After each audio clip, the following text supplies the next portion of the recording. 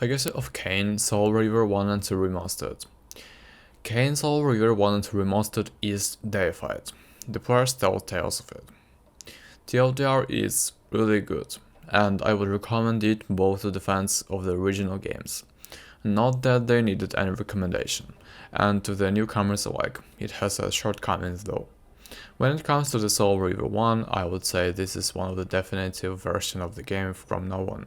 I like the new visuals, even though they do lose a bit of the dark and gloomy atmosphere of the original, but even if you don't like the remastered look, you can swap it to the original PS1 crusty goodness instantly at any time, so the new visuals are an upgrade at the best and inoffensive curiosity at worst, depending on who you ask.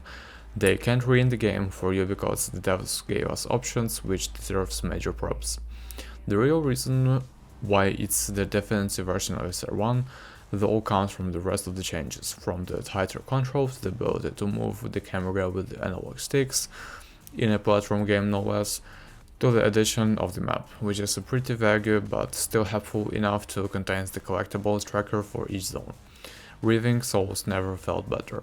They even included the cut day high night cycle, which was absent from the original release. I think it's cool and makes you feel like you're in the living and breathing world a bit more, and it even affects the gameplay a tiny bit, which is also kind of awesome.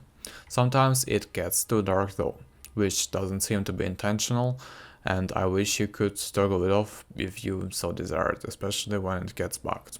Speaking of bugs, there are plenty. I fell through the floor a couple of times and had other weird stuff happen, but gladly nothing that made my save file go through the purifying cycle of life, death and rebirth thanks to the elder god of their death.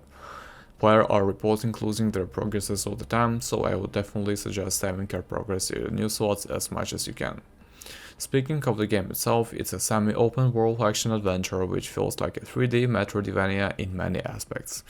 It can feel somewhat dated in many areas, especially when it comes to the evidence block puzzles, and can be a bit frustrating when you're figuring stuff out for the first time, but once you figure it out, it's a blast. The game is really impressive for its first time and continues being impressive nowadays, and with a lot of cool details and original mechanics. It's set in vampiric post-apocalypse, which is a rather unique setting for a fantasy series. The atmosphere is interesting, the narrative and writing are great and intriguing. It's a classic for a reason. Soul Reaver 2 is a bit of a different beast. Gone are the sprawling areas with a lot of additional content and explorations, and this time around we are reaving souls in a very linear and much less ambitious action-adventure game.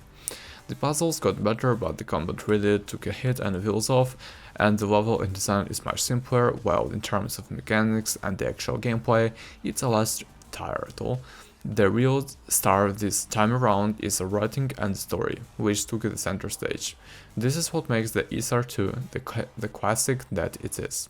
The story, the dialogue, the expressive cutscenes, the voice acting, it all comes together to create a much deeper narrative filled with the character development, twists, turns, and memorable quotes. It's a great stuff, and I love that it's much more connected with the Blood Omen in terms of its story and characters. The environments, the music, and the atmosphere are still stellar as well. When it comes to the remastered side of SR2, though, it's honestly really disappointing. I know, the devs faced some technical limitations when it came to the game, and the scope of the project didn't allow them to go hog wild here, like they did with SR1, which arguably needed it more. Still, I'd argue that they ended up made the game look worse than it originally did. Sure, the new modes are more high-poly and have cleaner textures, but at the same time, many of them, Moebius being a clear example, seem to be less expressive compared to the original models, which really hurts the cutscenes. And since the environments look almost identical to the original game, these new and shiny models tend to stick out like a sore thumb and feels like they don't belong. The game just looks more cohesive with its original visuals. Also, I really don't like the Kain. I feel like his original model, despite being more simple, looks miles better. His new face was distracting in a very cutscene he was in. Thankfully, once again, you can return to the original graphics anytime. The devs also fixed some bugs from the original game, like the infamous scroll bug, while introducing some new ones. And while the opening for SR1 was re-rendered in the HD, interviews, music, even playable incomplete SR1 levels that were cut from the game. Although, even here it feels like more love was given to SR1 as pretty much all the SR2 bonus content is lifted from its original console release, but it's great nonetheless.